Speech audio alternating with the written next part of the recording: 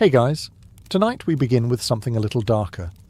A time of plagues, punishments, and pottage. We're diving into what life was really like during the Middle Ages.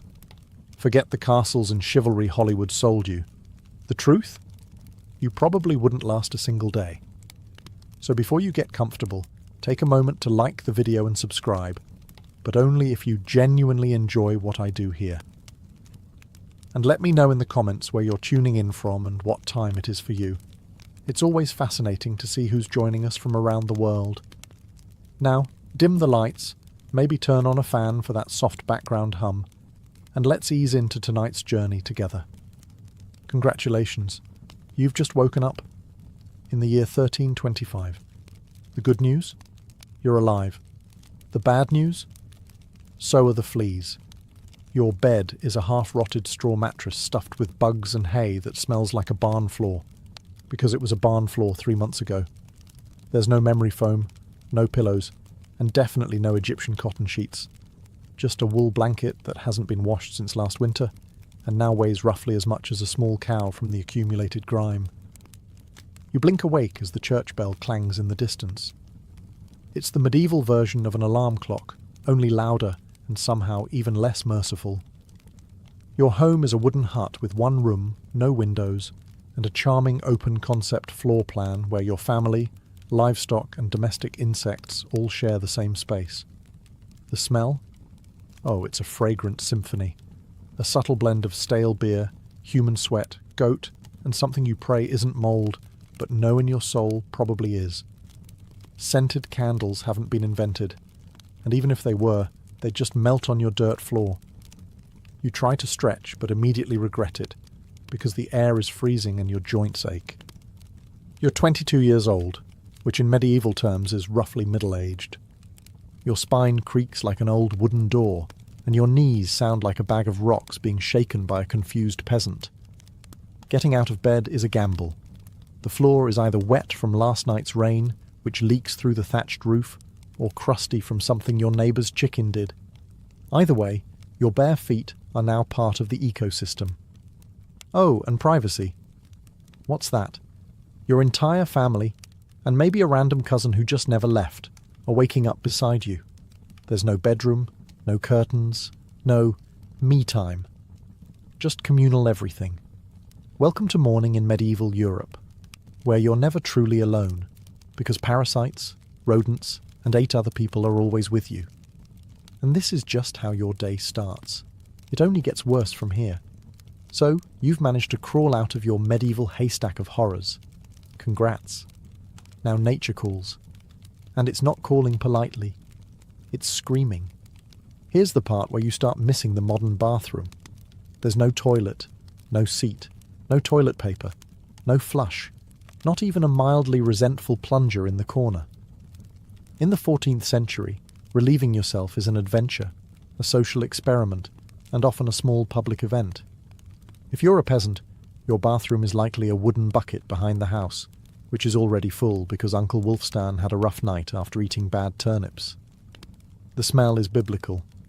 You hold your breath, do your business, and then, here's the kicker, toss it into the street. Yes, the street. You're supposed to shout something like "Gardez-lou" before dumping it out the window. That's Old French for "watch out below," although frankly no one ever moves fast enough. Streets in medieval towns are open sewers, a charming river of human waste, animal droppings and mystery liquids you'd rather not examine. If you're lucky enough to live in a town with public latrines, congratulations. You get to sit shoulder to shoulder with strangers in an outhouse where privacy is a myth and ventilation is a cruel joke. You might make small talk, but try not to breathe too deeply. Toilet paper? Never heard of it. Most people wipe with straw, leaves, rags, moss, or, if they're feeling especially indulgent, a scrap of wool. Sometimes, nothing at all. Which might explain why handshakes weren't popular yet. And if you're in a castle, surely it's better, right? Well, sort of. You might have a garderobe, a hole in the wall that drops your waist directly into the moat. Great idea. Except that your enemies know this, and yes, attackers sometimes climbed in through the waist chute, Talk about entering through the back door. So whether you're a farmer or a baron, medieval toileting is a humiliation ritual. It's cold, it's public, it's dangerous, and it's never not disgusting. One slip on a wet stone path, and you're face first in humanity's leftovers, and you still haven't brushed your teeth. But we'll get to that next. You survived the toilet. You deserve a reward, right? Maybe a nice breakfast? Something warm, delicious, comforting? Sorry, this is medieval Europe. Nothing is comforting here. Breakfast, if you can call it that, is a grim affair. There are no eggs Benedict, no coffee machines sputtering awake, and certainly no avocado toast. You sit down, or squat near the fire, to a wooden bowl of something that looks like it was scraped off a muddy boot. Welcome to your daily ration of pottage. Pottage is a thick, gloopy stew made of whatever you can find. Grains, root vegetables, maybe a few beans if you're lucky. It's been simmering in the same pot for days, sometimes weeks, and new ingredients are just dumped on top of the old ones. It's less of a recipe and more of an ongoing edible experiment. On the side, a hunk of bread so hard it could deflect arrows. It's made from coarse rye or barley flour, often bulked up with sawdust, ground up acorns or other creative ingredients, because wheat is a rich man's fantasy. This loaf is not your friend. You don't slice it, you negotiate with it. What about drinks? You're not sipping orange juice or an oat milk latte. You're drinking beer. Yes, beer. At 6 a.m. Why? Because the water is teeming with parasites and filth. So you start your day with weak ale, low alcohol, high survivability. Kids drink it too. No one's happy about it, but at least it won't kill you. Immediately. Want some meat or cheese? Dream on. That's for Sundays and saints' feast days, and only if your lord is feeling generous. Most peasants don't eat meat more than a few times a year. As for fresh fruit, only when it's in season and not already fermented into wine. And don't even think about spices unless you're royalty. A pinch of pepper costs more than your monthly wages. Salt is valuable enough to be locked away. So you chew your gritty bread, gulp your medieval beer, and try not to think about the rat that may have nibbled your porridge in the night. Breakfast doesn't energize you. It just happens to you. And now that you're properly underfed, it's time to work like your life depends on it. Because it absolutely does. So, you've eaten your sad medieval breakfast, and now it's time to get dressed. Not that it'll help. Your wardrobe consists of exactly one outfit. One. It's a rough wool tunic or linen shift that you've worn every day for months, possibly years. There's no such thing as seasonal fashion. There's just wear this until it disintegrates or gives you a fungal infection. Underwear? Optional. If you're lucky, maybe a linen undertunic. If you're not, well, you're going commando under layers of scratchy, sweaty wool, all lovingly stitched together by someone who probably had no idea what a seam was supposed to look like. There's also no washing machine, no soap, and absolutely no dry cleaner in sight. So your clothes are stained, stiff, and scented, like a compost pile that's been left to marinate in a pigsty. Even if you wanted to wash them, it's not easy.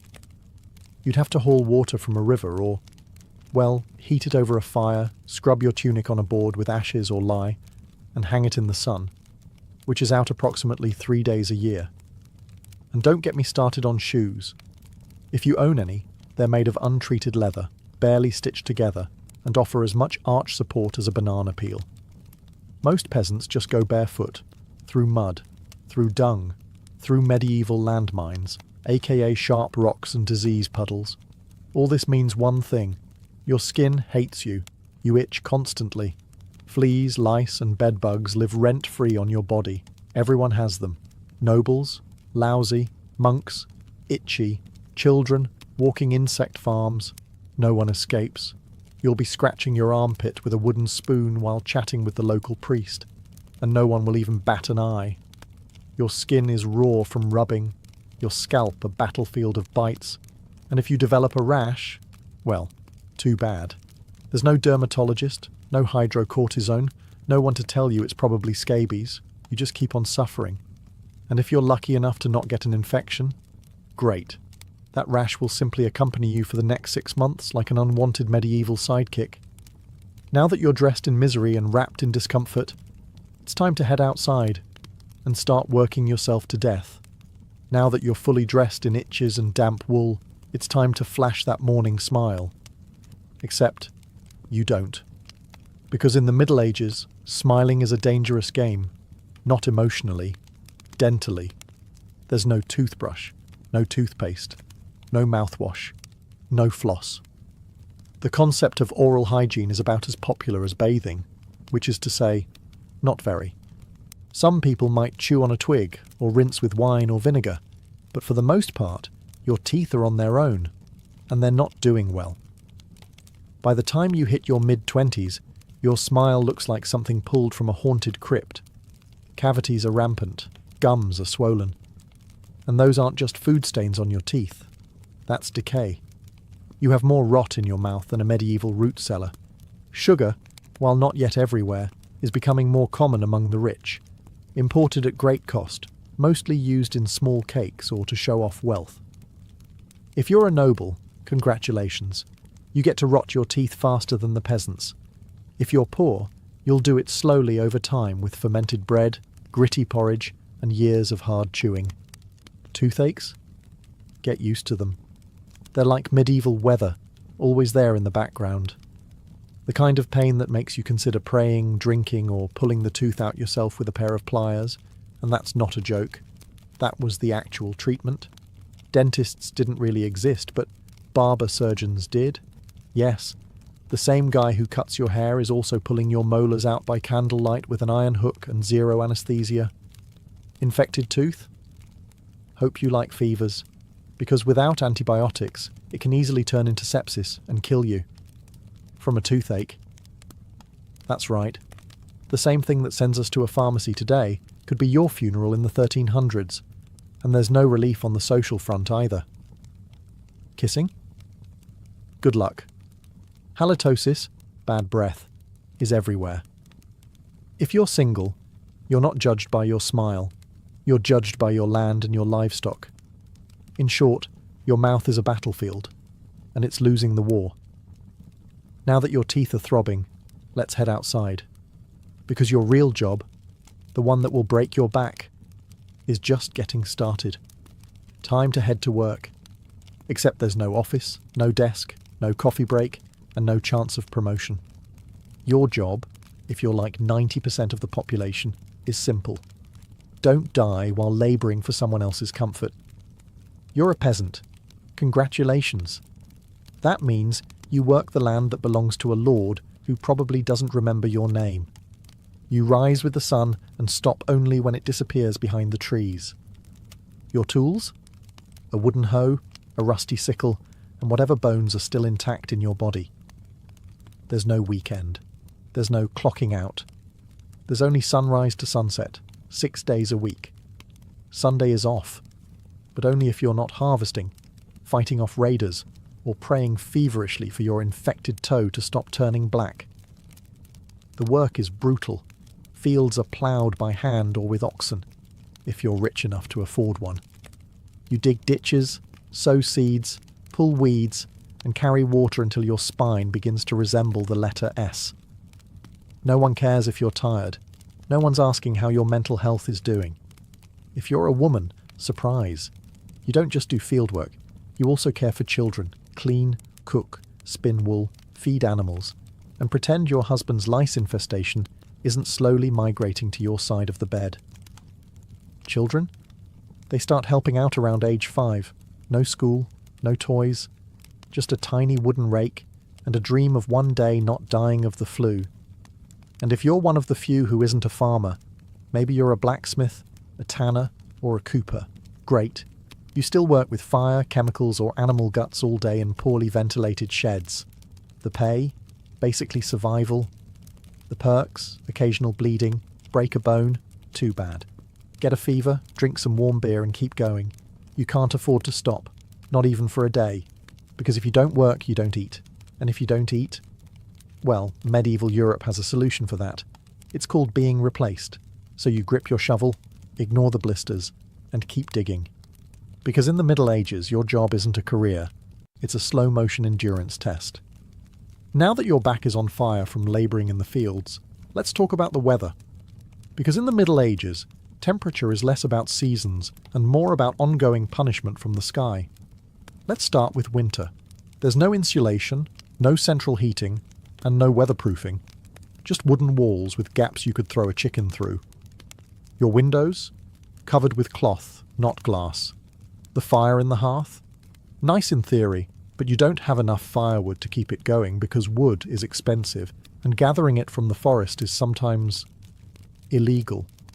Yes, you can be executed for picking up the wrong stick from the wrong forest. You bundle up in your one damp wool tunic, huddle near the dying embers, and still wake up with your nose frozen. Your feet? Permanently cold, often damp. Your fingers? So stiff they feel like tiny medieval popsicles. Frostbite isn't diagnosed, it's just called bad luck. Now fast forward to summer. Sounds better, right? Wrong. In summer, your home turns into a clay oven. There's no fan, no cross breeze, and absolutely no deodorant. You sweat through your layers, but you can't remove them, because showing too much skin is scandalous. And also invites sunburn, insect bites, and social judgment. The flies are out in full force, attracted to your unwashed body, and the smell of last week's goat stew that's still fermenting in the corner. Mosquitoes buzz by your ear while you sleep, assuming you can sleep through the sound of your neighbours yelling and babies crying. In the fields, the sun bakes you. No sunblock, no hat, unless you've fashioned one out of straw like a desperate scarecrow. And the worst part, you still have to work.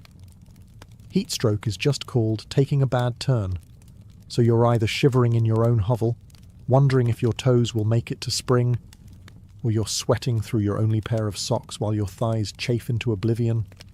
And the one thing that never changes, no matter the season, your clothes still itch, your food is still terrible, and your next job, still waiting. Welcome to climate control, medieval style. There is none.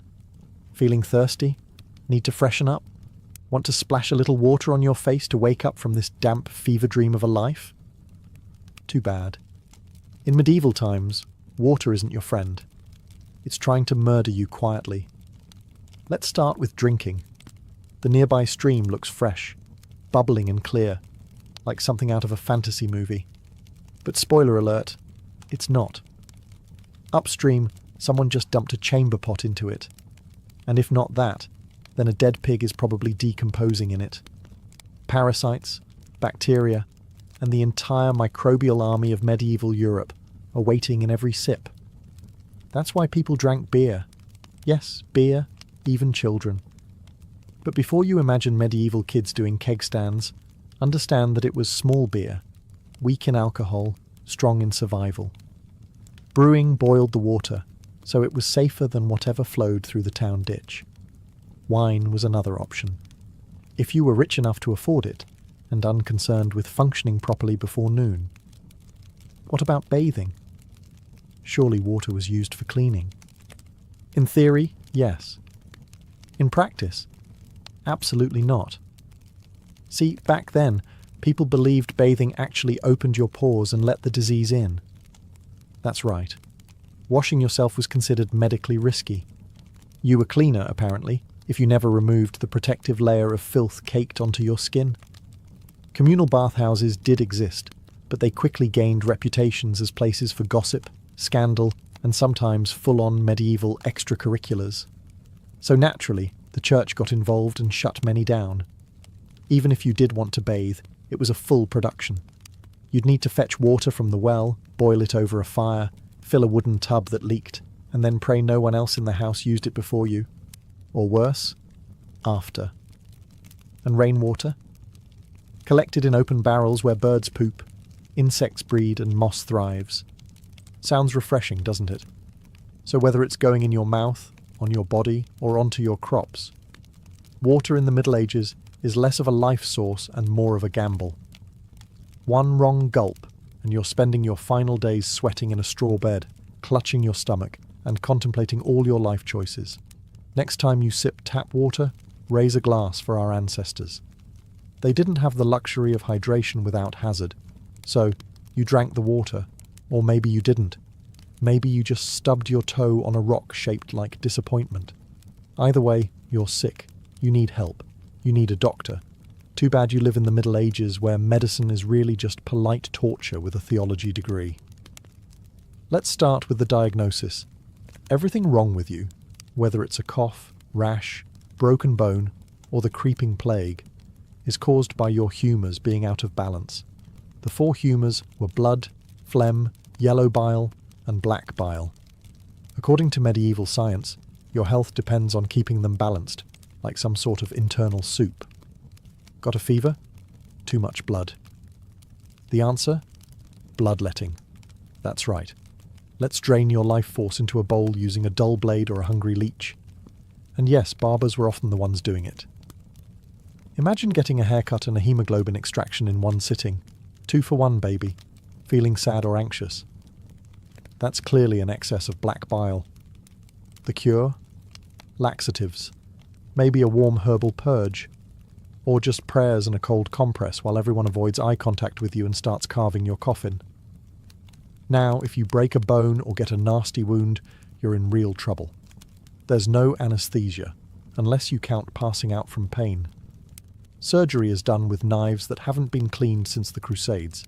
Tools are heated over fire not for sterilisation, but because they just look scarier that way. Antibiotics? Centuries away. Germ theory? Not invented yet. They think disease comes from bad air or God being annoyed with your moral failings. Got a stomachache? Must have been your sinful thoughts. Hope you like confessing while vomiting. If your condition gets worse, you'll be treated with more leeches, possibly some crushed beetles, and a priest at your bedside giving last rites just in case. At this point, they're preparing for the cure known as death. And if by some miracle you recover, everyone just assumes God took pity on you. The doctor takes full credit and the leech gets promoted. So yes, in the Middle Ages, medicine is less about healing and more about surviving the cure. After a long day of labour, lice, and leeches, it's finally time to eat. You shuffle back to your hovel, stomach growling, ready for the one joy left in life, a warm meal. Bad news. Your meal is probably trying to kill you. Let's begin with the basics. Food preservation doesn't really exist. There's no fridge, no freezer, just salt, smoke, or the hope that winter air keeps things fresh. Your meat, if you're lucky enough to have any, has been hanging for days, covered in flies, marinated in questionable brine, and possibly shared with a rat or 2. Bread is the cornerstone of the medieval diet, but even that isn't safe. In bad harvest years, desperate peasants bulk it up with bark, sawdust, or even clay to make it stretch. And if it's rye season, there's a bonus. Ergot, a fungus that causes convulsions, hallucinations, and sometimes death. It's like eating bread laced with LSD and tetanus. Vegetables? Only if they're in season. And you know what's always in season? Turnips. So, many. Turnips. Boiled, mashed, or floating in pottage, which, if you remember from Chapter 3, is basically a hot swamp of mystery ingredients that's been simmering since your great-grandfather's funeral. Fruit might be available in the fall, but it rots quickly, and sugar is rare, expensive, and hoarded by the rich to show off their blackened teeth. Dairy is another gamble. Fresh milk spoils in hours. Butter and cheese fare better, but they're loaded with bacteria. People eat them anyway because, frankly, it's either that or chew your boot leather. And let's talk about seasoning. Spices like pepper, cinnamon or nutmeg? Worth more than gold. For the average peasant, flavour comes from onions, salt, if you're lucky, and pain. Most meals taste like wet burlap sprinkled with sadness. But food isn't just a health hazard. It's a political one. Game animals belong to the Lord, not you. Caught poaching a rabbit, you could be fined, imprisoned, or even executed. That's right, your dinner could get you hanged. So as you sit down to eat your grey stew by flickering firelight, remember, every bite is a risk. but you eat anyway, because in the Middle Ages, food doesn't nourish, it tests you. It's evening now. You've worked, suffered, and barely digested your suspicious stew. You might think the day is winding down, but don't get too relaxed, because God is watching. So is the priest. And so is your neighbour Agnes, who will absolutely rat you out if you miss Mass. In medieval Europe, religion isn't just part of life, it is life. The church controls your calendar, your laws, your education, if you can read, your birth, marriage, death, and everything in between. Think of it as your spiritual landlord. And you're always behind on rent. Every day is structured around prayer bells. The town church bell rings in the morning, noon, and night. Not because people need reminders, but because missing prayer is a sin. Forget to bow? Sin. Eat meat on a Friday? Sin. Think about your neighbour's wife in that one dream? Double sin. And yes, hell is very real. Vividly real. Priests describe it in glorious detail. Rivers of fire, lakes of boiling blood, demons with pitchforks and eternal wailing. If the plague doesn't scare you, eternal damnation definitely will. You can't read the Bible yourself because it's written in Latin, a language reserved for monks, clergy, and that one noble kid who's too good for dirt. You rely on the church to interpret everything for you. That means if the priest says your crop failure is because you didn't pray hard enough, well, time to kneel harder. Tithes, 1/10 of everything you own, are mandatory. If you grow wheat, you give wheat. If you raise chickens, you give eggs. If you have nothing, congratulations. You're spiritually bankrupt and financially doomed. Holidays? They're holy days, dozens of them. And while they offer breaks from labour, they're not for fun. They're for attending Mass, fasting, confessing sins, and reminding yourself that joy is a dangerous indulgence. Questioning the church is dangerous. Heretics are burned, witches are drowned, blasphemers are flogged, and skeptics are quickly reformed. So you go through the motions. You chant, you bow, you pray that your soul, after enduring this dirt-covered life, might finally land in paradise, assuming the priest likes you. Because in the Middle Ages, God may be merciful. But the church? Not so much. If you thought being a medieval peasant was rough, try doing it as a woman. All the filth, famine, and fear, plus childbirth, subservience, and social invisibility. In the Middle Ages, being a woman is like being on hard mode, with no health potions and no restart button. From birth, a girl's life path is pretty much locked in. Marry young, bear children, serve your husband, die tired. Education? Not likely. Unless you're from a noble family and sent to a convent, your intellectual development stops around the time you learn how to churn butter and patch a tunic. Marriage happens early. Really early. It's not weird to be betrothed at 12 and pregnant by 14. It's not about love.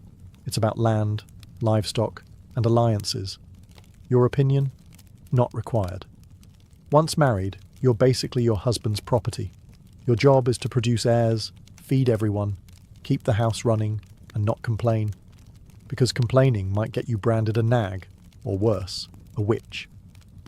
That label comes with a complimentary drowning or burning, depending on local fashion. Childbirth is a death lottery. There's no prenatal care, no sterile tools, no anesthesia. Midwives do their best, but even minor complications can mean death for the mother, the child, or both. Some women survive 10 pregnancies. Many don't survive 2, but don't worry. Once the baby is out, your work increases. Now you have a screaming infant in a lice-ridden hut, and you're expected to nurse, cook, clean, and still help in the fields. You don't get a break. You are the break, for everyone else. If you're unmarried, you're suspicious. If you're widowed, vulnerable. If you're outspoken, dangerous. Women who didn't conform were often accused of witchcraft, especially if they had herbal knowledge, a strong personality, or just looked at someone funny on a rainy Tuesday. Even in the church, your role is limited. Nuns lived under strict rules. No speaking without permission. No freedom of movement. and your spiritual worth? Always ranked below men. In short, if you're a woman in the Middle Ages, you're expected to endure, obey, reproduce and suffer in silence, ideally while smiling. Because even in a time of universal suffering, women were somehow expected to suffer gracefully. So far, you've battled filth, starvation, social injustice, and possibly a goat. But just when you think your day can't get any worse, here comes violence, loud, bloody, and often completely acceptable by medieval standards. Let's be clear, the Middle Ages were not peaceful. The idea of law and order mostly meant, hope the local lord isn't in a bad mood. Violence is everywhere. In the home, in the streets, on the battlefield, in church disputes, and sometimes in line at the communal bread oven. Crime is common, punishment is brutal, and justice is more performance art than protection. Steal a loaf of bread, you could lose a hand. Accused of lying, your tongue might get pierced. Gossip too much? Meet the scold's bridle, a metal mask strapped to your head with a bar in your mouth. For correction, of course, let's say you're accused of something serious. Heresy, theft, witchcraft. How do you prove your innocence? By being tortured, obviously. Welcome to trial by ordeal. One version, you stick your hand in boiling water to retrieve a stone. If it heals without infection in 3 days, you're innocent. If not, you're guilty. Another option, you're tossed into a river. If you sink, you're innocent, and probably dead. If you float, you're guilty, and will be punished anyway. It's like a medieval game show where the prize is survival and the host is actively rooting against you. And if you're sentenced to death, that's a public event. Executions are performed in front of cheering crowds. Hangings, beheadings, burnings. Sometimes people bring snacks. It's the medieval equivalent of cable TV. Domestic violence, completely normal. Husbands were allowed, even expected, to discipline their wives and children. Street fights, commonplace. You could be beaten just for looking the wrong way at a noble's horse. And war, always simmering. Local feuds, territorial disputes, religious crusades. Someone's always marching off to stab someone else in the name of honour, God, or boredom. Violence isn't a breakdown of society in the Middle Ages. It is society. Everyone lives with the constant knowledge that life is fragile, justice is arbitrary, and your neighbour might bash your head in over a pig. So, walk carefully, keep your eyes down, and never trust anyone with a club. At this point, you've made it through the lice, the leeches, the laundryless misery, and the looming threat of public disembowelment. But now comes the final chapter of most medieval lives, an early and unglamorous death. If you're alive and still breathing past the age of 40, you're practically a celebrity. You might even be referred to as the Old One, which is less of a nickname and more of a statistical miracle. Let's break it down. The average life expectancy hovers around 30-40 years, but that number is dragged down heavily by infant mortality. Nearly half of all children died before reaching age 5. Disease, malnutrition, or one bad winter was all it took. No vaccines, no antibiotics, no hope. If you survived childhood, you entered adulthood already exhausted. Work began as soon as you could walk upright, and by 25, your joints creaked like a monastery door. You might be missing several teeth, a finger, and most of your original optimism. Women faced a particularly deadly gauntlet: childbirth. It was one of the leading causes of death for medieval women. No pain relief, no medical intervention, just prayer, hot water, and someone holding your hand while you bled out on a straw-stuffed cot. For men, the dangers were different, but equally relentless. Farming accidents, infections from minor wounds, a neighbour's drunken rage, a crusade gone sideways. Even walking to the market could be risky if you crossed paths with a bored bandit or an angry tax collector.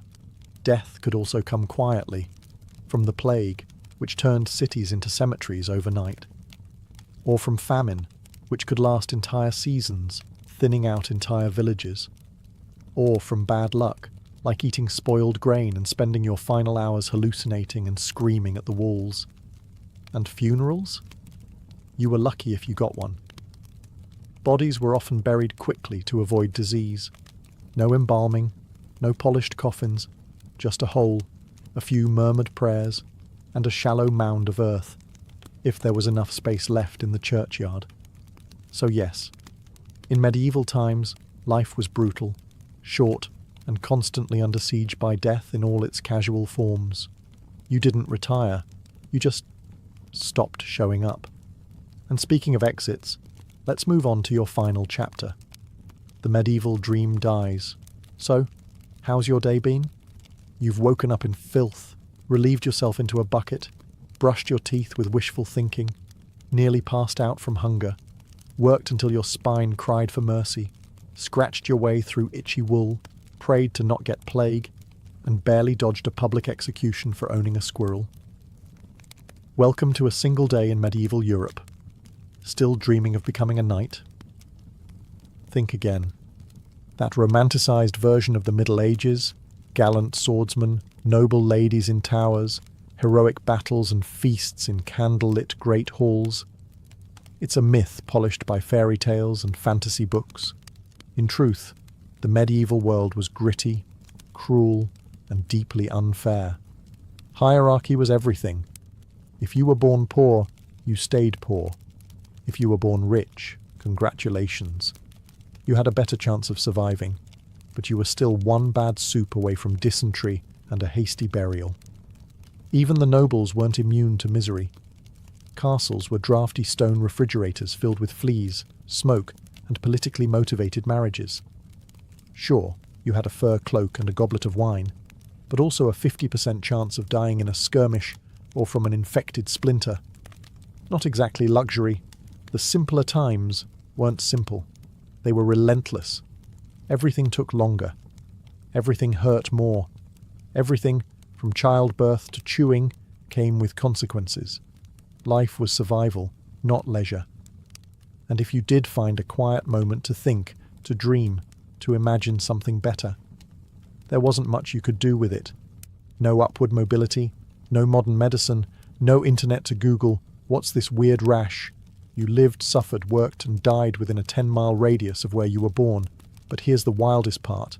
Through all of this, people still laughed, sang songs, told stories, fell in love, and found meaning. Not because life was easy, but because humans are stubborn like that. Even in the darkest chapters, they made space for light. So tonight, when you slip into your clean bed with indoor plumbing, antibiotics, and central heating, maybe say a quiet thank you to the modern world, and to your ancestors who fought rats, famine, and feudalism, so you wouldn't have to. Long before she was Catherine the Great, Empress of all Russia, mistress of reform, and icon of ambition, she was simply Sophie. Born Sophie Friederike Augusta von Anhalt-Zerbst in 1729, she was the daughter of a relatively obscure German princely family. Her tiny duchy in Pomerania offered little in terms of power, but Sophie herself. She had something no title could provide: razor-sharp intelligence, relentless charm, and a quiet, burning hunger for greatness. Her upbringing was strict.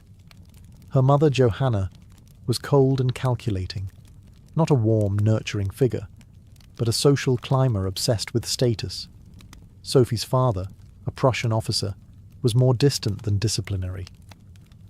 From a young age, Sophie learned to walk the fine line between obedience and cunning. She read voraciously, spoke multiple languages, and learned how to observe a room before speaking in it, skills that would soon become survival tools in one of Europe's most brutal courts.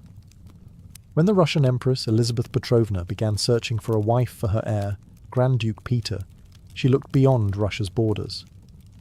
Peter himself was of German descent, and Empress Elizabeth believed a foreign bride, pliable and grateful, would be easier to control. Sophie fit the bill perfectly. Noble blood, Lutheran faith, which she'd be forced to abandon, and a reputation for both grace and humility. At just 14 years old, Sophie was summoned to Russia. She arrived in the freezing capital of St. Petersburg in 1744, wearing thin German fabrics and a diplomatic smile. Her mother pushed her forward like a chess piece.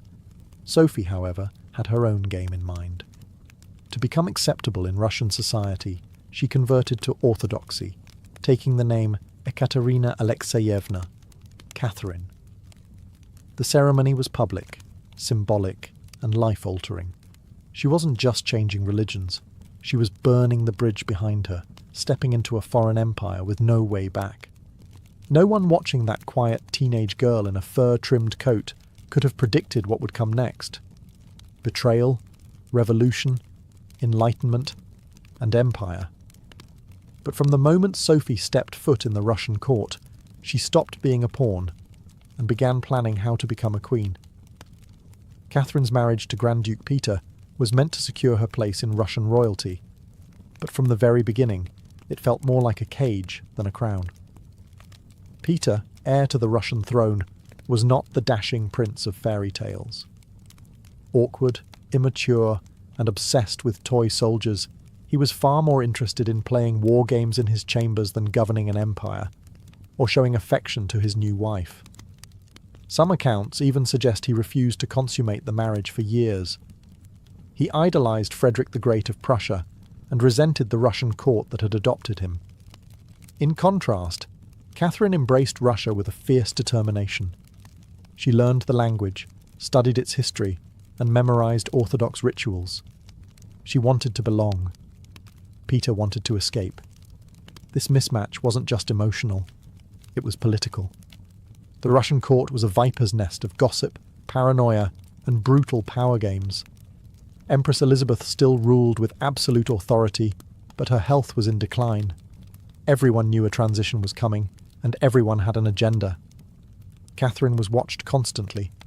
Her letters were read, her friendships monitored, and her every move scrutinized. She couldn't trust her husband, her mother, who was still whispering in her ear on behalf of foreign interests, or even her servants.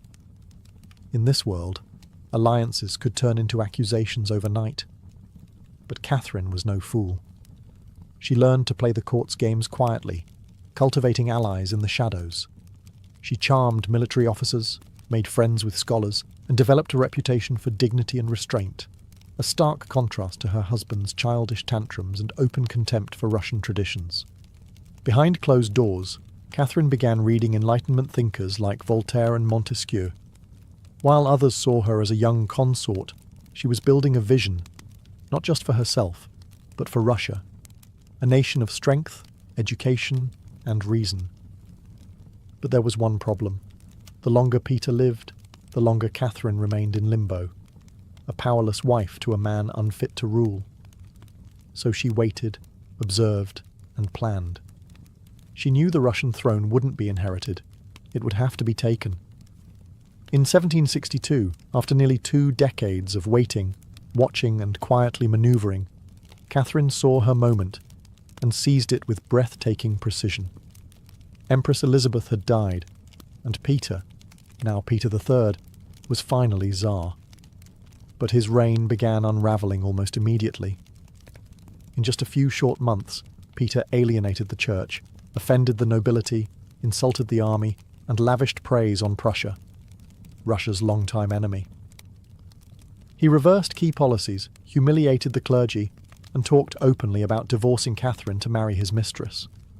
The court, already wary of his erratic behaviour, turned cold. The army, filled with generals loyal to Catherine, grumbled in corridors.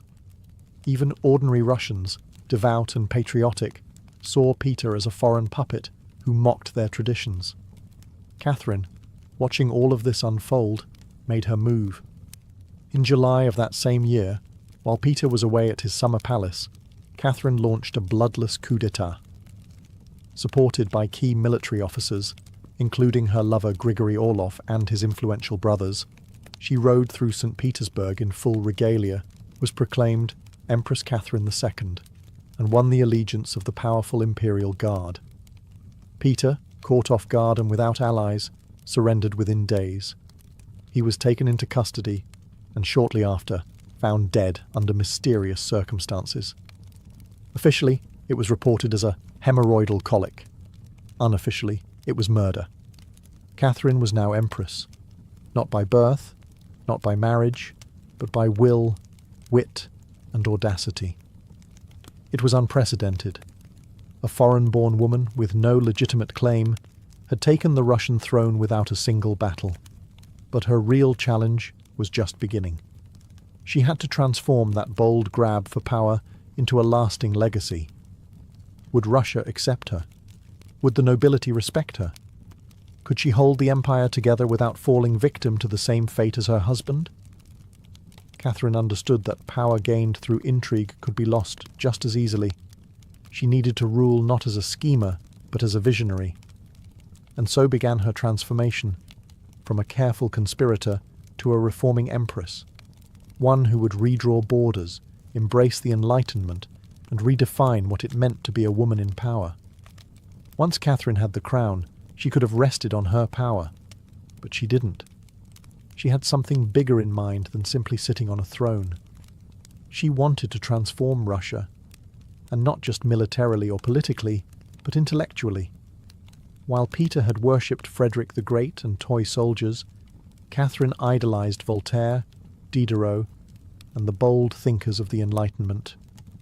She believed in reason, progress, education, and the role of a monarch as a servant of the people, even if she herself ruled with absolute authority.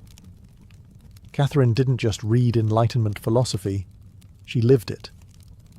She corresponded directly with Voltaire for over 15 years, flattering him while defending her autocracy. She invited Diderot to her court and even purchased his entire library to support him financially. Behind closed doors, she pored over legal texts, debated reforms, and crafted policies to modernize the empire. Her early reign was filled with efforts to codify Russian law. She formed the Legislative Commission in 1767, an ambitious project intended to rewrite the entire legal code of Russia. Catherine's own nakaz, or instruction, was a political manifesto in disguise, one that spoke of equality before the law, the dangers of torture, and the responsibility of rulers to serve the common good. For an empress in 18th century Russia, it was radical. But Enlightenment ideals had to survive the realities of Russia, a vast, feudal, deeply conservative land, ruled by nobles who liked their serfs exactly where they were, beneath them. Catherine knew this. While she advocated reform, she moved carefully. She abolished some forms of torture, expanded access to secular education, and built schools and libraries. But she also reaffirmed the nobility's control over their serfs to keep them loyal.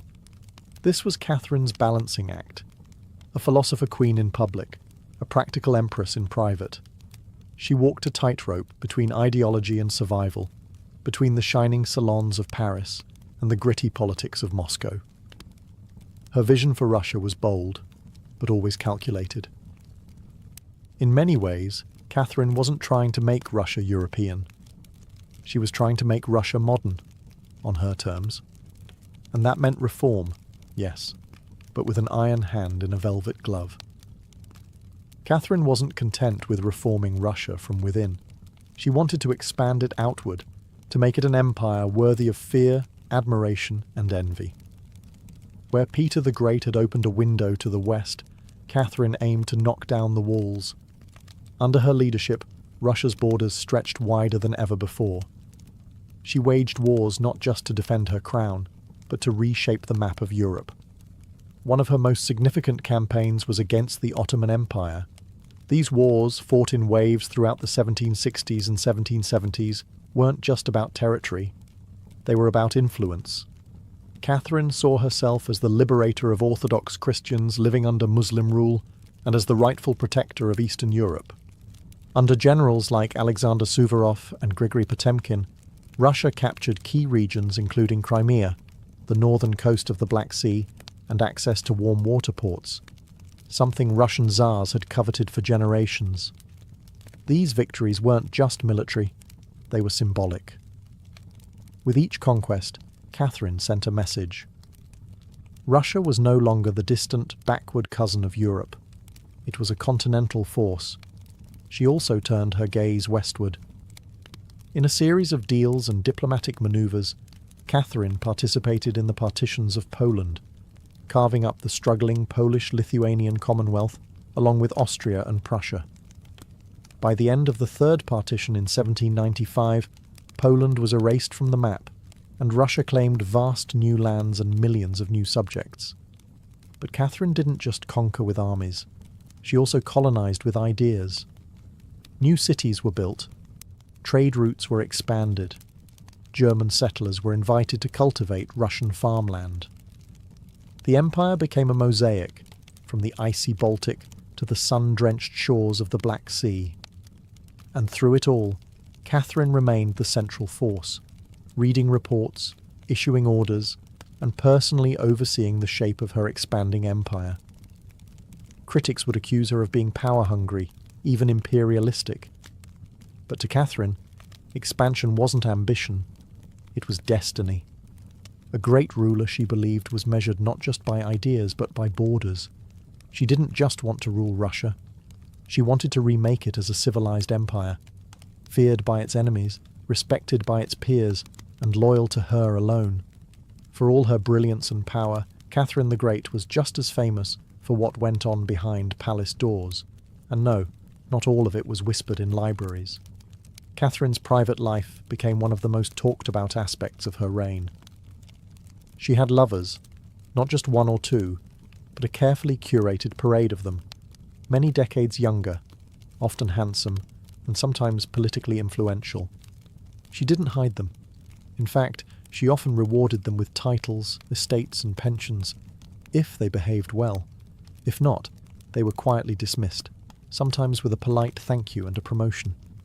Among the most important of these lovers was Grigory Potemkin, a man as brilliant as he was bold.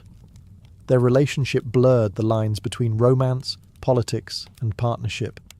Some historians believe they may have even married in secret.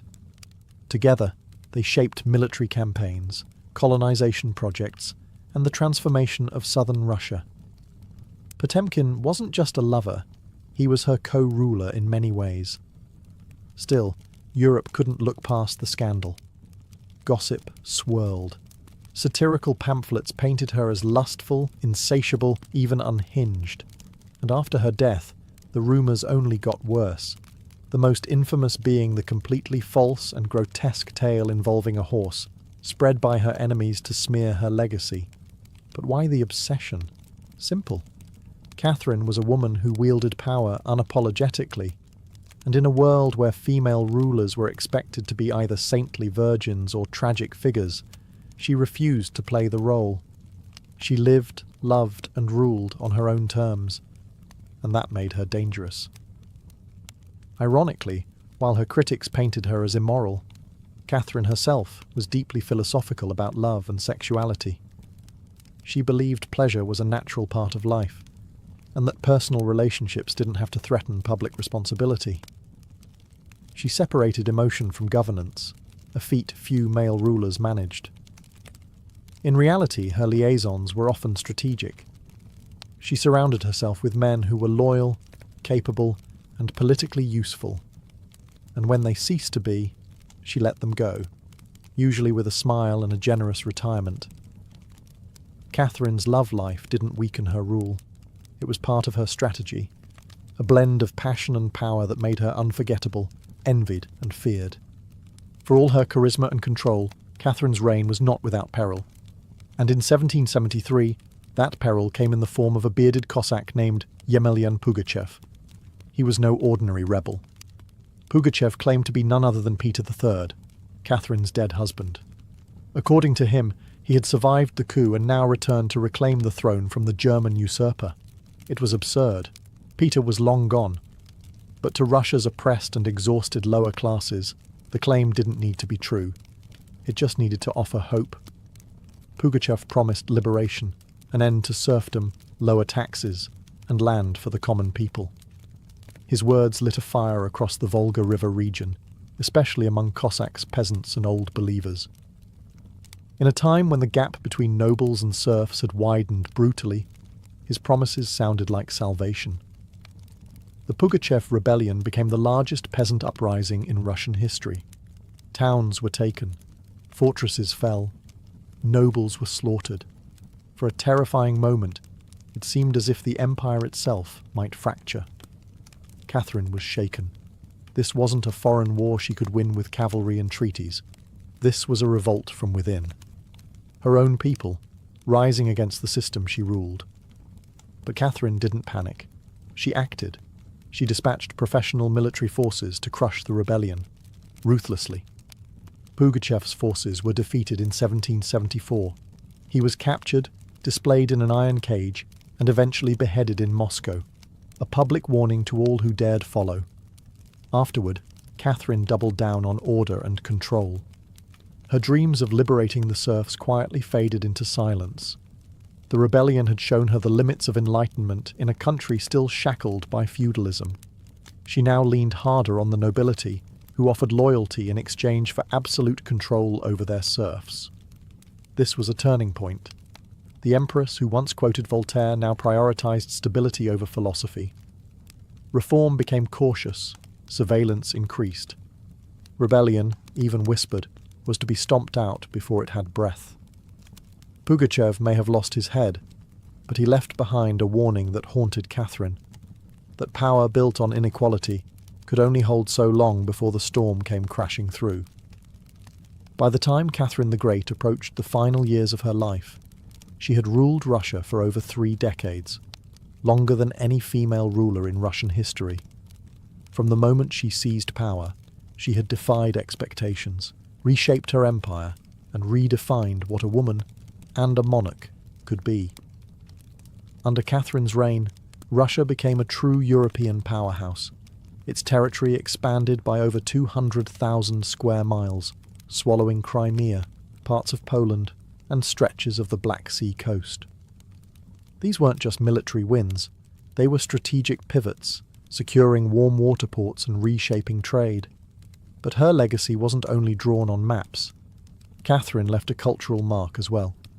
She helped found the Hermitage Museum, amassed one of the greatest art collections in Europe, and corresponded with the greatest minds of the Enlightenment. Her court became a centre of sophistication, art, and intellectual ambition. In a country often viewed as backward by Western Europeans, Catherine put Russia firmly on the cultural map. She modernised education, founding schools for girls, and promoted the printing of books. She introduced smallpox inoculation to Russia, even publicly receiving the vaccine herself, an act of scientific bravery in her time. Yet, her reign was also one of contradictions.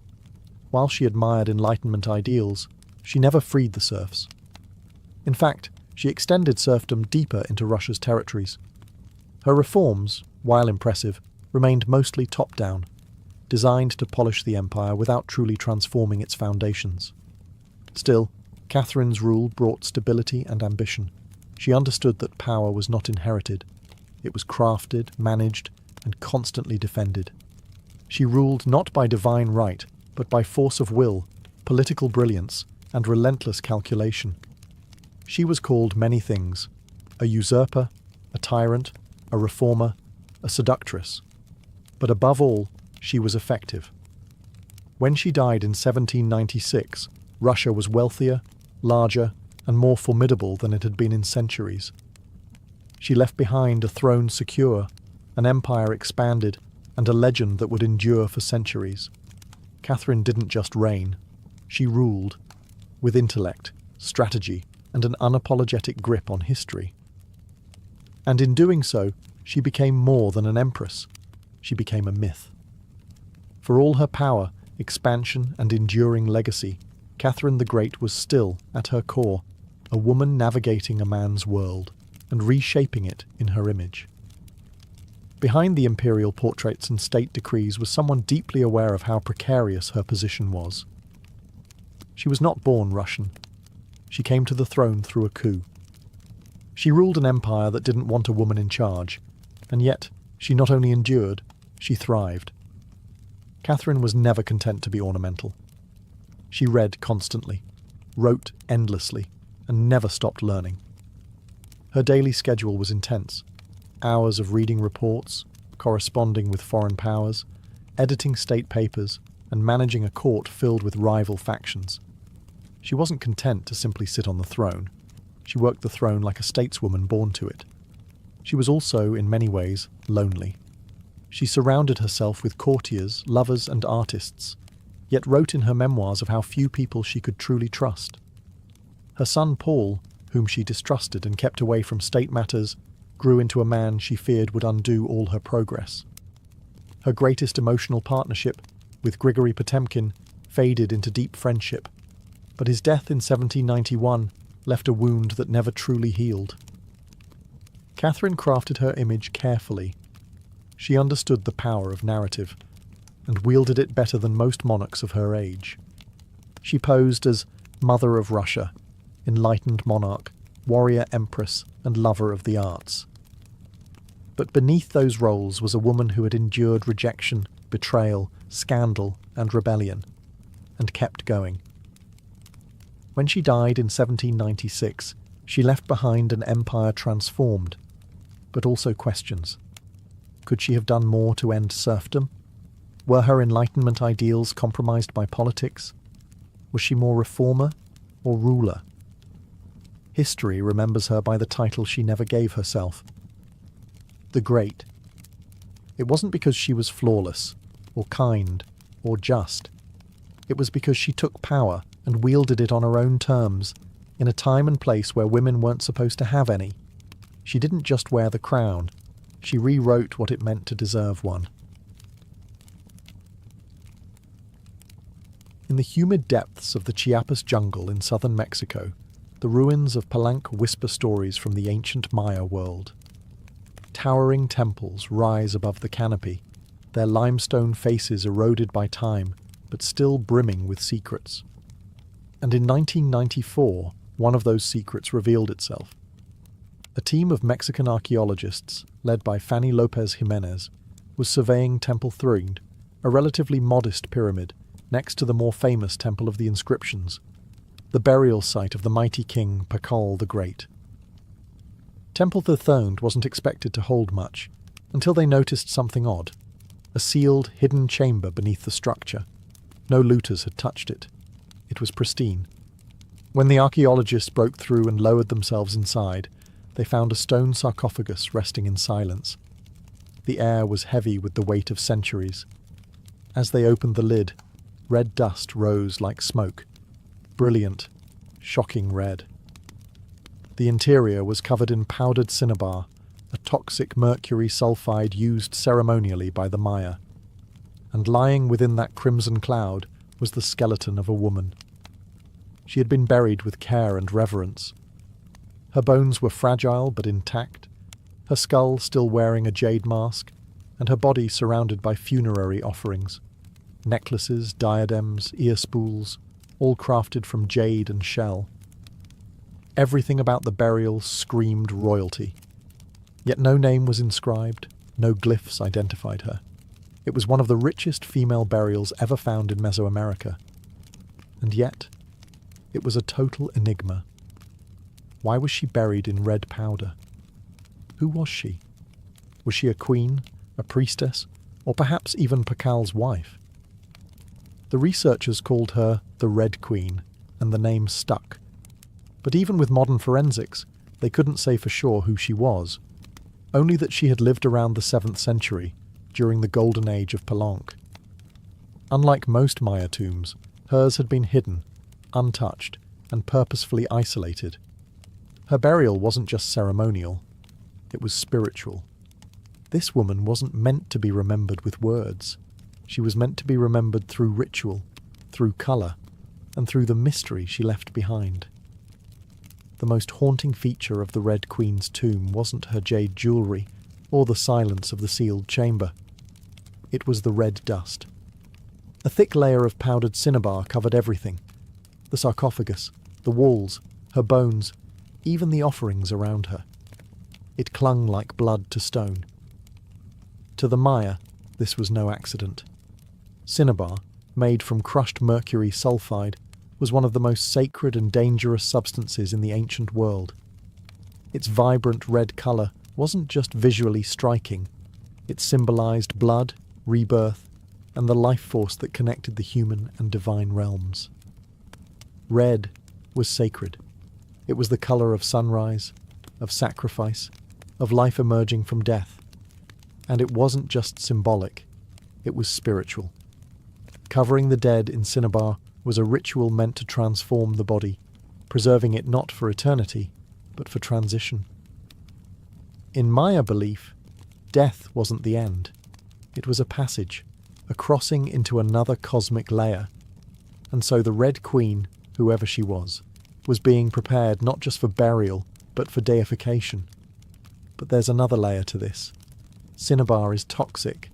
Repeated exposure can lead to mercury poisoning, tremors, hallucinations, even death. The Maya likely didn't understand the chemistry, but they felt its potency. It was volatile, powerful, dangerous. To bathe a corpse in it was to declare this person was no ordinary mortal. In Palenque, very few were buried with cinnabar. Pakal the Great, the mighty king whose pyramid dominates the site, was one. His body, like hers, was also saturated in the red powder. That detail alone drew speculation. Was the Red Queen his wife? His mother? Or someone of equal divine status? Her skull had been placed on a layer of jaguar skin, another sacred symbol. Around her, bone needles, obsidian blades, and miniature jade figurines hinted at rituals performed either during her life or in her honor at death. Every part of her burial told a story without words, a story of power cloaked in secrecy, a woman prepared to cross into the underworld, not in silence, but in ceremony, drenched in the color of sacrifice. Surrounding the Red Queen's crimson-drenched remains was a world of silence, broken only by the gleam of jade, shell, and obsidian. These were not mere ornaments.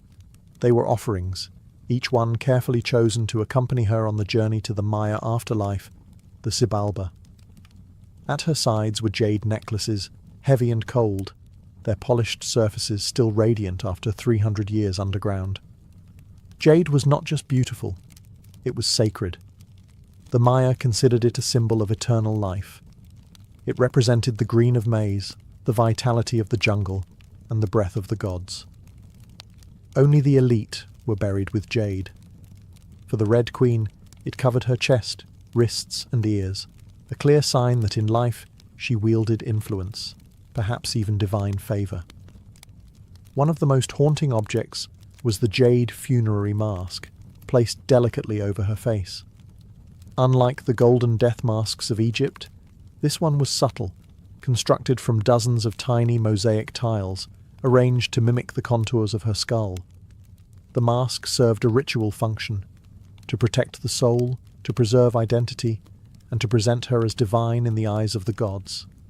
Scattered near her bones were bone needles, obsidian blades, and shell artifacts. These could have been tools of ritual or symbols of her status, as priestess, healer, or royal matriarch. One bone pin was engraved, faint but purposeful, a small echo of her voice lost to time. At her feet and along the edges of the tomb were ceramic vessels, still sealed, likely once filled with offerings, food, drink, or incense to sustain her spirit beyond death. The Maya believed the afterlife was a journey, dangerous, layered, filled with challenges. These items weren't luxuries, they were necessities. To modernize, the tomb feels intimate, not overloaded, but intentional. There was no gold, no chariots, no pomp, just items chosen with spiritual weight. It was a map for the soul. Through these treasures, we glimpse how the Maya understood death, not as finality, but as a transition of power. The Red Queen wasn't buried to be forgotten. She was being prepared to ascend. For all the grandeur of her tomb, the Red Queen left behind one haunting void. No name. No inscriptions adorned her sarcophagus.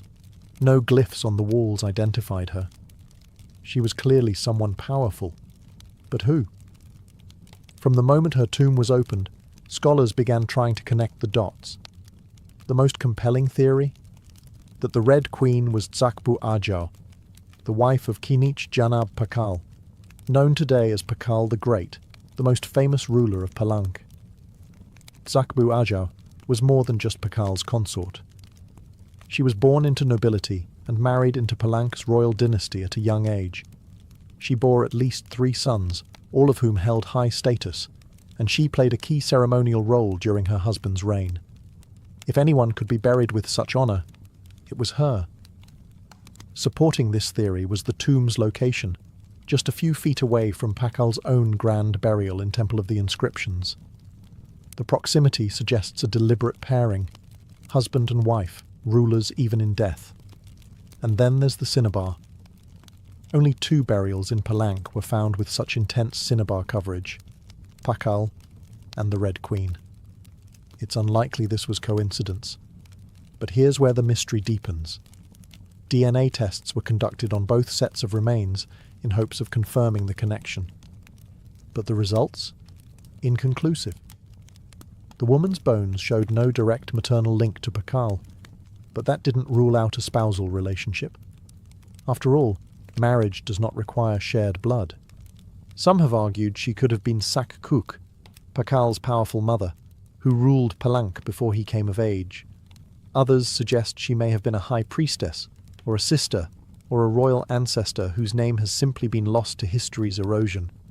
Still, the evidence points most strongly to Tsakbu Ajau, a queen by title, a mother of kings, and a spiritual counterpart to Pakal. The lack of a name may not be an oversight. It may have been intentional. In Maya cosmology, the soul lived on not through monuments, but through ritual, symbol, and the whispers of the earth. And so the Red Queen remains suspended between legend and truth, a woman who ruled, remembered not in stone, but in scarlet and silence. To understand the Red Queen, we must understand the world she came from, a world where Maya women, especially royal ones, held more influence than many realize. In Maya civilization, politics was often a family affair. Royal women weren't merely passive consorts. They were diplomats, priestesses, and power brokers. They conducted rituals, sponsored temples, and played crucial roles in maintaining dynastic legitimacy. Their bloodlines were political capital, used to forge alliances and secure claims to the throne. Take Sakkuk, for example, the mother of Pakal the Great. When the throne of Palank was left vacant, she took power herself and ruled as queen regent until her son came of age. She wasn't a placeholder. She was a ruler in her own right, issuing decrees and overseeing construction projects. Without her, Pakal may never have risen at all. And she wasn't an anomaly. Across the Maya world, in places like Yaxchilan, Naranjo, and Calakmul, inscriptions show women performing major ceremonies, engaging in warfare diplomacy, and sometimes ruling outright. They were often portrayed in stelae and murals, dressed in elaborate headdresses and regalia, standing beside kings as equals, or sometimes above them. Their words were carved in glyphs. Their names were remembered, until they weren't. By the time Spanish conquistadors arrived centuries later, much of that memory had eroded. The colonial lens saw native women as silent figures in a male-dominated world, but the archaeology tells a different story, one of complex gender roles, where power was negotiated, not simply inherited. This context casts the Red Queen in a new light. She may not have ruled in name, but her burial, rich, sacred, and positioned beside Pakal, suggests she was a central pillar in the royal order. Her jade mask wasn't just decoration. It was a symbol of identity, of power held in life and protected in death. Her bloodline may have been the very glue that held Palanka's dynasty together. In Maya civilization, a queen wasn't just a queen. She was a keeper of sacred lineage, a voice in ceremony, and often the bridge between gods and men. The Red Queen may be nameless, but in her world, she was never voiceless. The Red Queen wasn't just buried with treasures. She was buried in architecture rich with purpose, layered with Maya cosmology, ritual symbolism, and intentional design. Her tomb wasn't merely a grave, it was a gateway to eternity. Her body was discovered inside Temple Third, one of the smaller pyramids within the heart of Palenque, yet its proximity to Temple of the Inscriptions, the resting place of Pakal the Great, is telling. These temples weren't built randomly. Their positioning was sacred, guided by astrology, myth, and dynastic legacy. Temple the Thirthiid rises modestly compared to its grand neighbour, but it hides something even more intimate. A sealed crypt, untouched by looters, perfectly preserved. It was constructed deep within the temple's core, accessible only by a steep, narrow staircase. The descent into her tomb feels almost symbolic, a ritual journey downward, into the underworld. The chamber itself is stark, made of cut stone, sealed tightly for over 1,300 years. No glyphs or murals cover the walls, no ornate carvings tell her story. But perhaps that silence is intentional. This was a space not for the living to interpret, but for the dead to transform. At the centre, her sarcophagus sits like an altar. Crafted from limestone, it echoes the grand stone coffin of Pakal next door. While Pakal's lid is famously engraved with scenes of cosmic rebirth, the Red Queen's tomb is more subdued. The focus is inward, on the body, on the cinnabar, on the ritual of death itself, and yet there are subtle architectural cues that hint at meaning. The tomb is aligned east to west, a symbolic path mirroring the sun's journey from life to death. The chamber is small, but powerful. It feels deliberate, personal, a sacred enclosure for someone revered. Maya temples were cosmological tools, bridges between the heavens, the earth, and the underworld. To be buried in one was to be elevated beyond the human realm. The Red Queen's eternal home wasn't an afterthought. It was a carefully constructed shrine, a place where death became transformation. Her bones rest in stone, her essence in cinnabar, and her legacy in the architecture itself. A temple that speaks without words, telling us she mattered. To the ancient Maya, death wasn't the end. It was a threshold, a sacred passage into the underworld, known as Xibalba. And for someone like the Red Queen, this crossing was not only spiritual, it was political, cosmological, and deeply ritualized. Burial rituals were carefully choreographed events, rooted in myth and meant to guide the soul through the treacherous layers of the underworld. Maya texts and iconography tell us that Xibalba was no peaceful afterlife. It was a maze of darkness, rivers of blood, trials, and gods of death. Only those properly buried, ritually prepared, and spiritually equipped could make the journey successfully. The Red Queen was buried wrapped in cinnabar, encased in stone, and surrounded by offerings, all signs of an elite burial. But there's more. The presence of bone needles and obsidian blades in her tomb hint at auto-sacrifice rituals, possibly symbolic tools representing rites she had performed in life, or that were reenacted at her burial to empower her spirit. Her funerary mask, carefully assembled from jade tiles, was not simply decorative. It may have served as a spiritual vessel, preserving her face and identity as she journeyed into the afterlife. In Maya belief, the face was a mirror of the soul, and the soul needed to be recognized by the gods. The ceramic vessels surrounding her may have once held chocolate, maize, water, or even pulque, to nourish her in the next world. Other items, like stingray spines or shell trumpets, could have represented spiritual tools, calls to the gods, or tokens of ritual communication. Burial wasn't just a goodbye.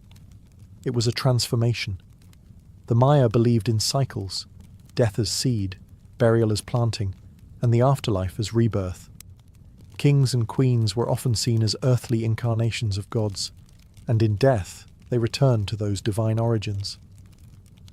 The Red Queen, covered in the colour of blood, entombed in a pyramid and honoured with offerings, was being prepared for rebirth, not as a mortal, but as a being tied to the sacred order of the cosmos. Her burial wasn't the end of her story, it was the beginning of her legend. Just a few steps away from the Red Queen's final resting place, lies one of the most iconic tombs in Mesoamerica, that of Kinich Janab Pakal, known simply as Pakal the Great. His burial inside the Grand Temple of the Inscriptions is celebrated for its artistry, scale, and deeply spiritual symbolism. But what makes the Red Queen's tomb so extraordinary is not only what was inside, it's where it was found. Her sarcophagus was hidden within Temple 3, directly adjacent to Pakal's monument. In a city like Palenque, where every temple was carefully positioned to reflect cosmic principles, this closeness was no coincidence. It was intentional, a statement etched in stone. Many scholars believe the Red Queen was Tzakbu Ajao, Pakal's queen and trusted consort. While her tomb lacks inscriptions, the similarities between their burials are striking. Both wrapped in cinnabar, both entombed in pyramids, both buried with jade, and both treated with extreme reverence. These rituals mirror each other, as if two halves of a sacred narrative. Pakal's lid famously depicts him falling into the underworld tree, a cosmic scene of death and rebirth. The Red Queen's simpler tomb contains no such iconography, but the symbolism lies in the pairing itself. If Pakal represented the sun, journeying through the underworld at night to rise again, then the Red Queen may have represented the moon, the feminine force that follows its own mysterious path in the sky. Together, they embodied a cosmic duality, masculine and feminine, king and queen, sun and moon, order and ritual. In Maya mythology, rulership was not singular, it was relational. Harmony in the cosmos required balance, and that balance extended into the dynastic court. By placing the Red Queen beside Pakal, the Maya were preserving not just a marriage, but a cosmic partnership. Their proximity in death may have mirrored their roles in life, a queen not behind, but beside her king, sharing not just a throne, but a legacy. In their tombs, they speak without words. Two souls, wrapped in cinnabar and stone, joined across eternity, one of history's most sacred silences. Though her name was lost to time, the Red Queen of Palenque endures, not as a forgotten relic, but as one of the most enigmatic and powerful women of the ancient world. Her tomb, sealed for over 1,300 years, now whispers across centuries, inviting questions that echo louder with every discovery. She represents a mystery that still resists full understanding. We may never know exactly who she was. No glyph carved her name. No stela told her story. And yet, the care in her burial, the richness of her offerings, the symbolism of her crimson-drenched bones, all speak of a woman profoundly important. Not merely as a wife or consort, but as someone who held real influence, spiritual weight, and royal blood. Today, the Red Queen forces us to re-evaluate assumptions. She's a reminder that in the ancient Maya world, women were not silent. They led rituals, governed cities, and shaped dynasties. While kings like Pakal have long taken the spotlight, the Red Queen's re-emergence reminds us that power did not belong to men alone. It flowed through mothers, queens, priestesses, and visionaries. Her legacy is more than the treasures she left behind. It's the conversation she started among archaeologists, historians, artists, and storytellers. Every jade bead, every layer of cinnabar, every architectural choice in Temple Thethid tells us something deliberate. This woman mattered, and perhaps that's the most extraordinary part of her story. Not what we know, but what we still don't. The Red Queen teaches us that history isn't just a collection of facts, it's a living puzzle, a shared human longing to connect with the past. In that sense, her legacy is still unfolding. She lies wrapped in red, the colour of life and sacrifice, of blood and rebirth. Her face, once hidden behind a jade mask, now stares back at us through science, art, and wonder. She remains nameless, but not voiceless. Mysterious, but not forgotten. The Red Queen may have ruled a kingdom in life, but in death, she rules something greater, our imagination. Her tomb was sealed in stone. Her story was written in silence. And still, somehow, she speaks. Frida Kahlo was born on July 6, 1907, in the vibrant district of Coyoacán, then a village on the outskirts of Mexico City. Her childhood home, the Casa Azul, the Blue House, was filled with colour, contradiction, and quiet strength. It would later become a sanctuary, a battleground, and a museum to one of the most iconic artists of the 20th century. Frida was the third of 4 daughters born to Guillermo Kahlo, a German-Hungarian photographer, and Matilde Calderón, a devout Catholic of indigenous and Spanish descent.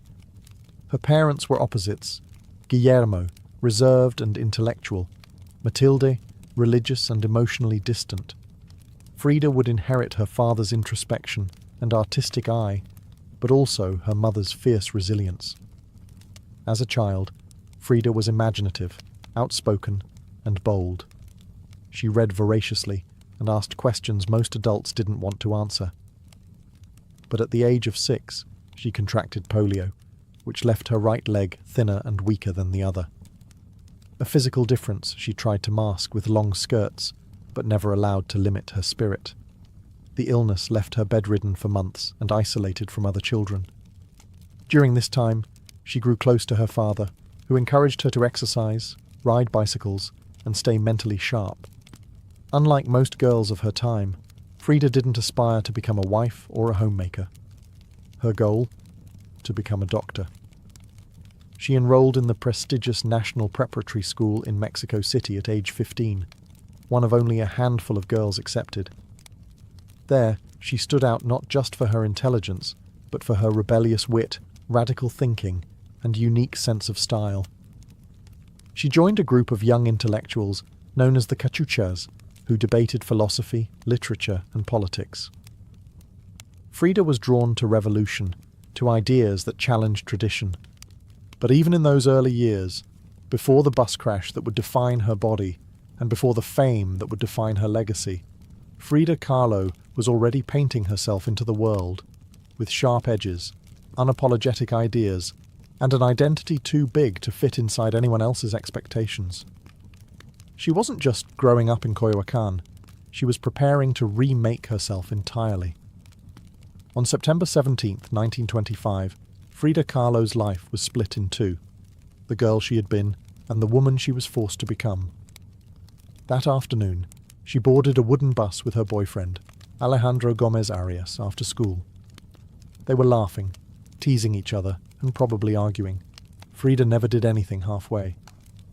But moments later, the bus collided with a streetcar, and in an instant, her future unravelled into pain, metal, and silence. The crash was horrific.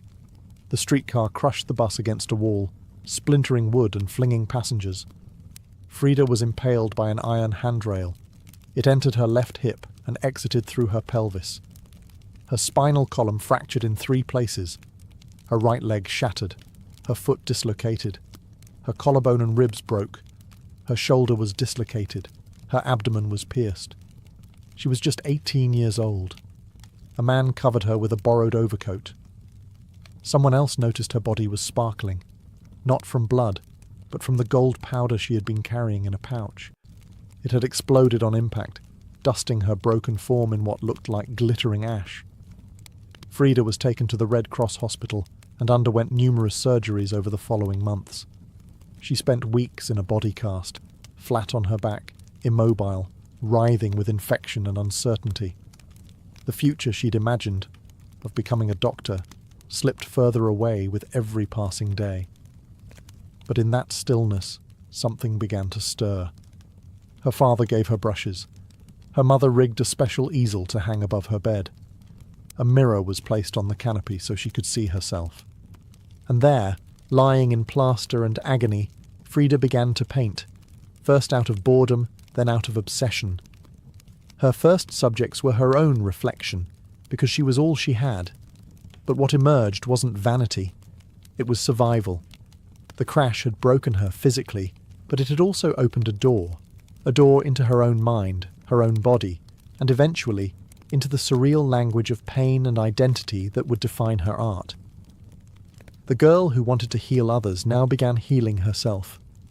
one brush stroke at a time. As Frida Kahlo lay encased in plaster and steel, a body fighting itself with every breath, she began to paint.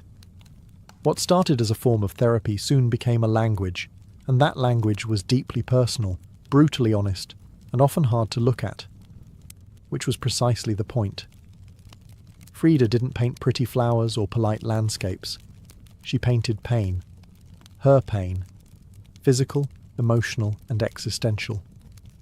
Her first subjects were self-portraits, not because she was vain, but because, as she famously said, "I paint myself because I am so often alone, and because I am the subject I know best." Her early works were small in scale, painted on tin or wood panels, inspired by Mexican retablos, devotional paintings meant to tell stories of suffering and miracles. Frida turned this tradition inward. Her body became the canvas. Her emotions became the altar. She painted herself as split, as pierced, as bleeding. In one painting she is impaled by nails, like a modern-day martyr. In another, she floats in a barren landscape, tethered to a broken column, a metaphor for her shattered spine. She painted herself weeping, fractured, decapitated, and bare, but never passive, always watching. Her pain was not sanitized. She painted the ugliness of trauma with beauty, defiance, and even humor. Each piece was a reclamation of her body, her experience, and her identity as a woman in a world that often tried to define her. But Frida wasn't just telling her story. She was inventing a new kind of visual narrative, one that blended Mexican folk art, surrealism, medical illustration, and symbolism. Her paintings became dreamlike autopsies of her soul, framed in color, culture, and myth. By the time she recovered enough to walk again, albeit painfully, Frida was no longer the girl who had wanted to be a doctor. She was an artist, and her art was unlike anything anyone had seen. She had taken the worst thing that had ever happened to her and turned it into a source of creation. Frida Kahlo didn't just paint her pain. She made the world look at it, and in doing so, she turned suffering into a sacred act of self-expression. In 1928, still recovering, still painting, and just 21 years old, Frida Kahlo met the man who would become the most profound and turbulent relationship of her life, Diego Rivera. He was 20 years her senior, already Mexico's most famous painter. Massive in both stature and presence, Rivera was a giant of Mexican muralism, known for his sweeping, politically charged frescoes that told the story of the Mexican people. Frida had seen his work before. She admired it. But now she wanted his opinion of her work. She brought her paintings to him at the Ministry of Education, interrupting his scaffolded work to ask bluntly, "Do I have talent?" Diego took one look and said yes, and not just out of kindness.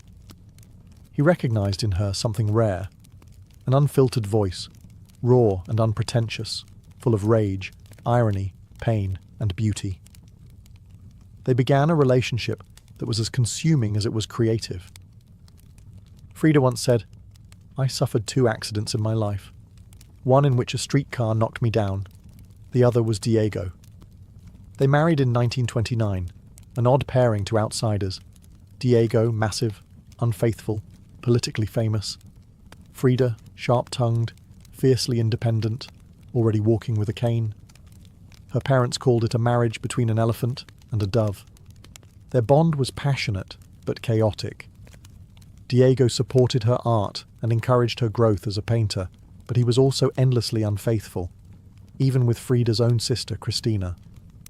Frida was devastated, and in return, she took lovers of her own, both men and women, including rumoured affairs with Leon Trotsky and painter Georgia O'Keeffe.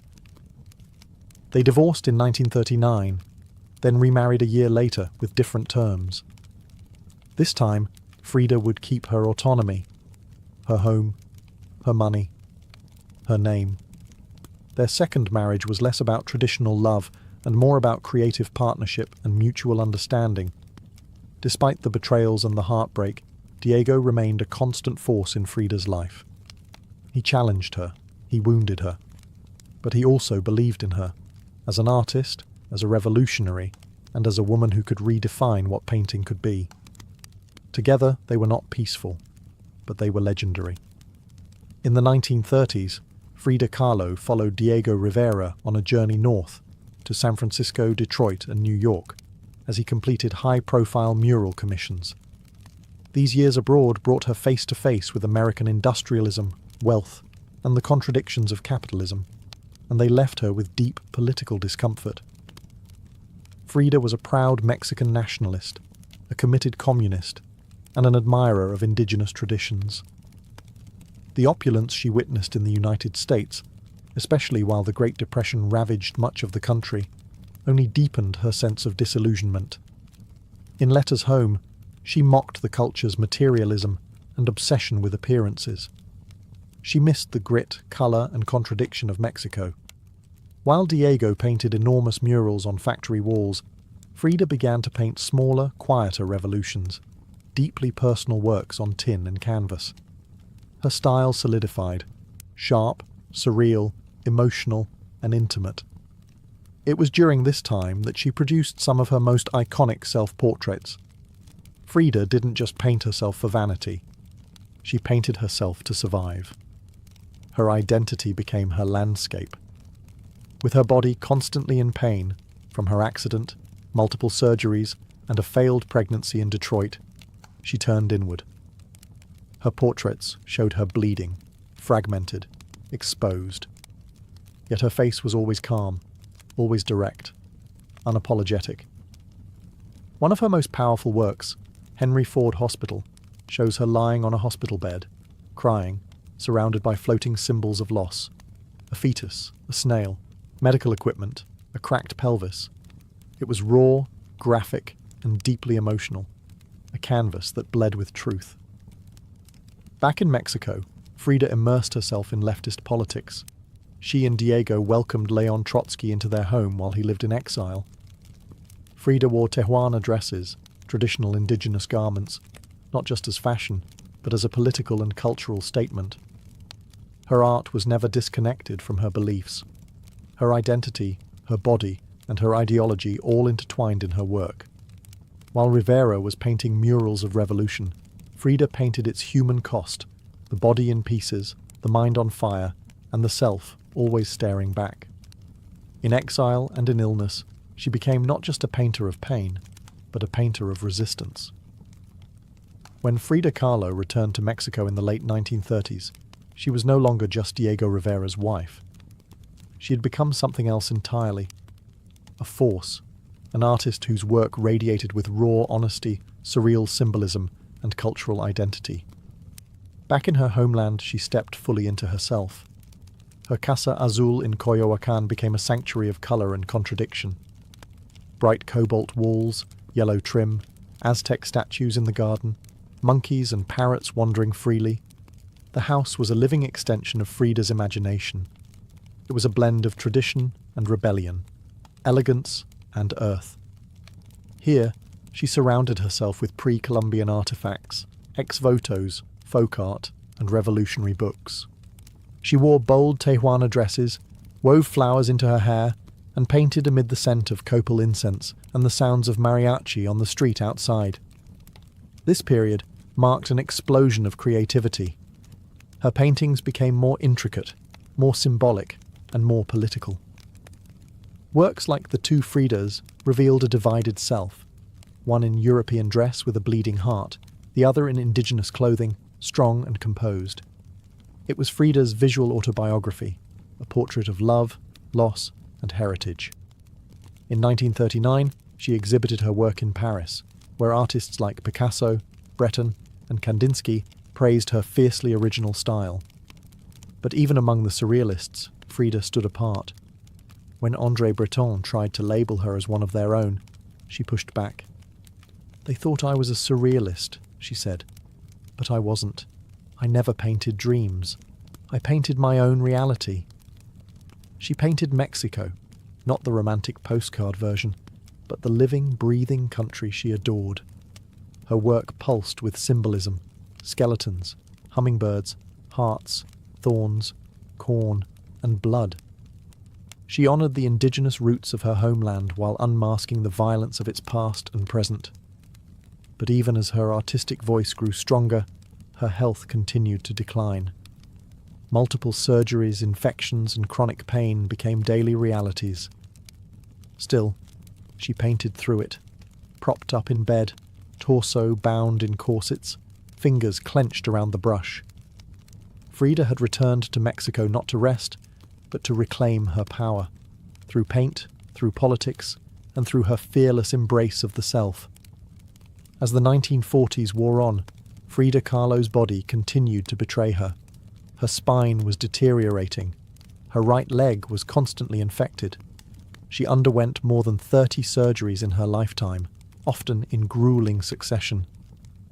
At times, she was bedridden for months, encased in body casts or immobilized by traction devices that stretched her bones apart. But still, she painted. Each canvas during these years became both a release and an act of resistance. Her works grew darker, more defiant.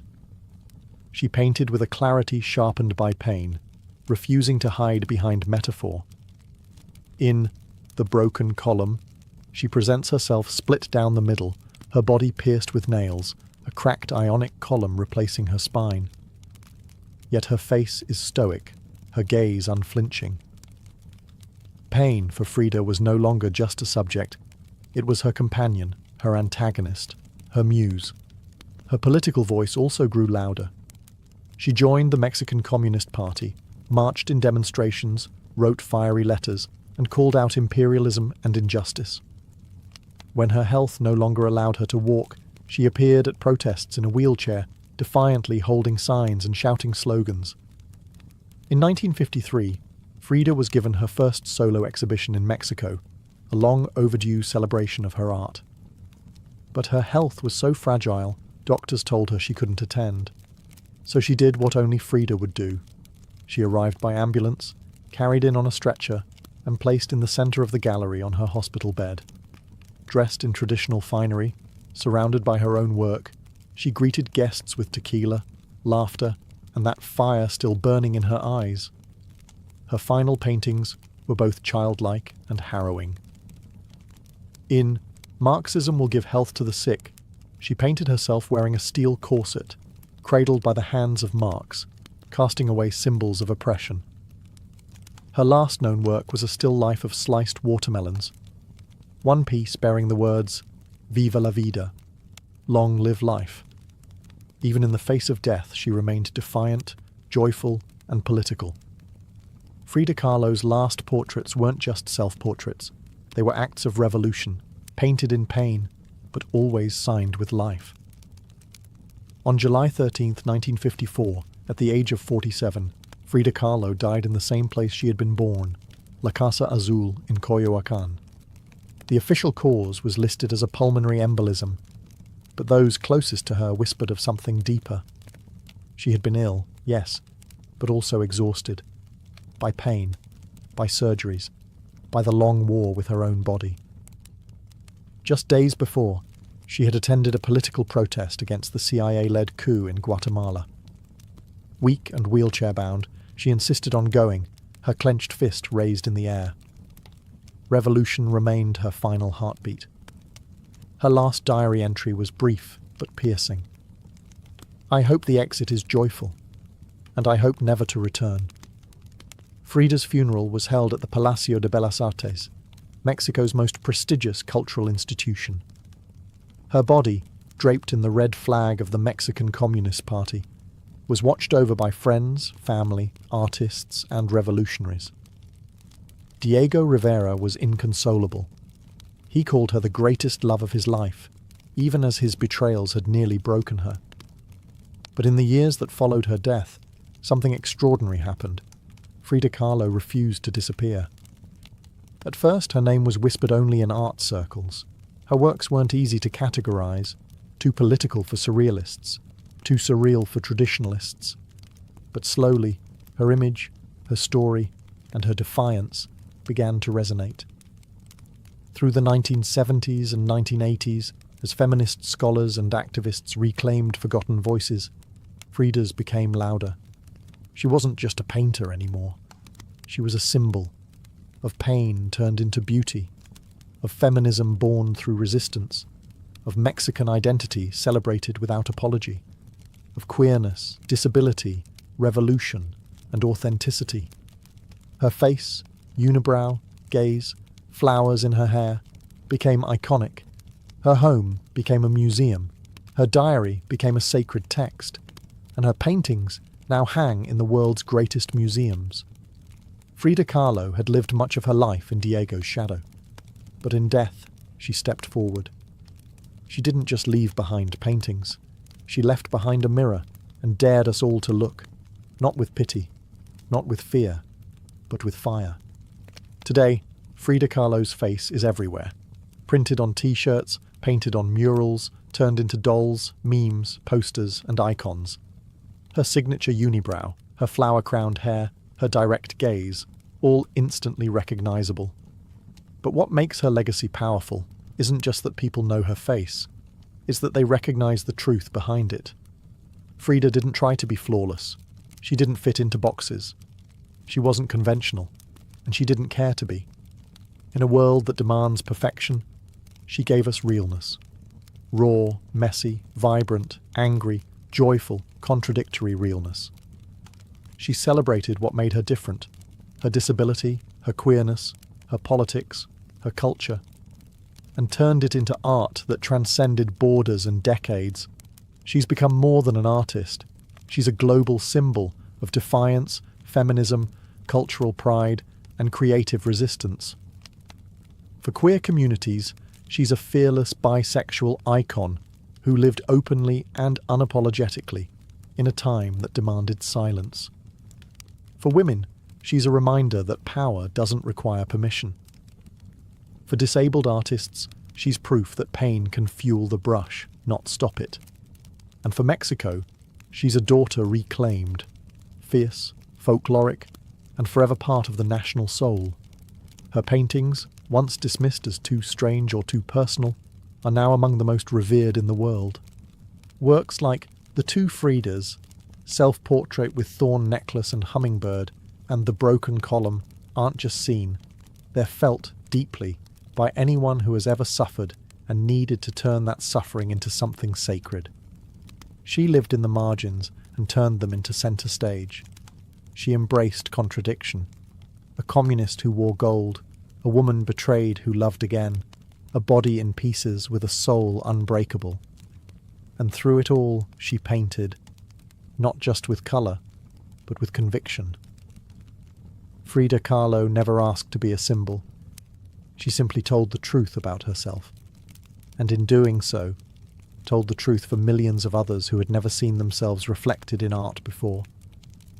Now, when we see her face, we see courage, we see colour, we see resistance, we see Frida, not gone, but immortal.